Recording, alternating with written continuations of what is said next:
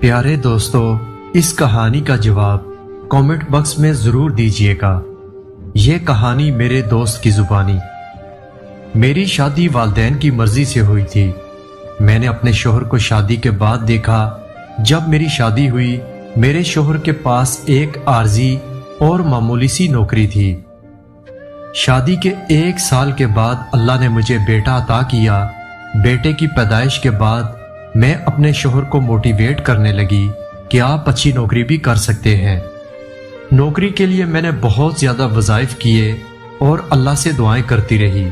اللہ کے کرنے سے میرے شوہر کو ایک اچھی سرکاری نوکری مل گئی۔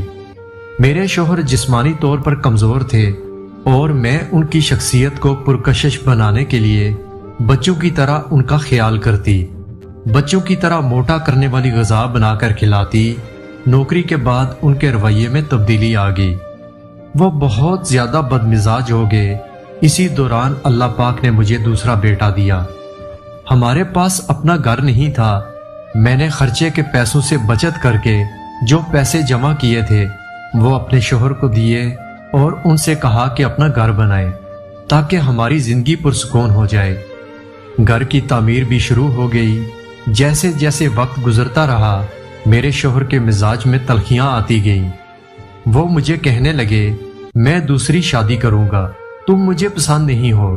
میری ذات اور شخصیت میں نقص نکالنے لگے۔ میں ان کی ان باتوں کو دھمکی یا مذاق سمجھ کر نظر انداز کر دیتی، لیکن ان کی بدمزاجی میں روز بروز اضافہ ہوتا گیا۔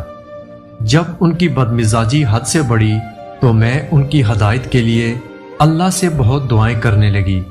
تہجد پڑھ کے اللہ تعالیٰ سے رو رو کر ان کی ہدایت کے لیے دعا کرتی۔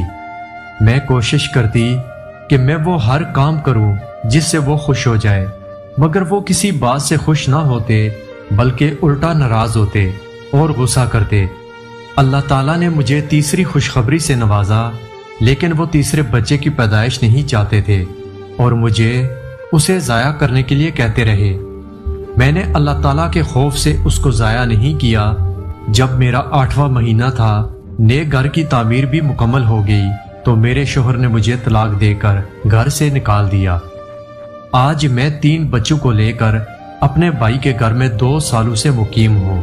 مجھے طلاق دینے کے بعد میرے شوہر نے دوسری شادی کر لی تھی۔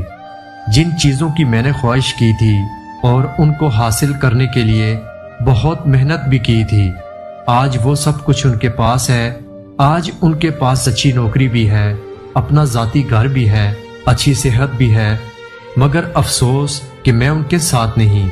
آج میں اور میرے 3 بیٹے دوسروں کی چوکھٹ پہ رول رہے ہیں اور وہ اپنی محبوبہ کے ساتھ ہنسی خوشی زندگی گزار رہے ہیں۔ مجھے کس چیز کی سزا ملی یہ مجھے آج تک معلوم نہیں ہو سکا۔ میرا قصور کیا تھا؟ میرے 3 معصوم بچوں کا کیا قصور تھا؟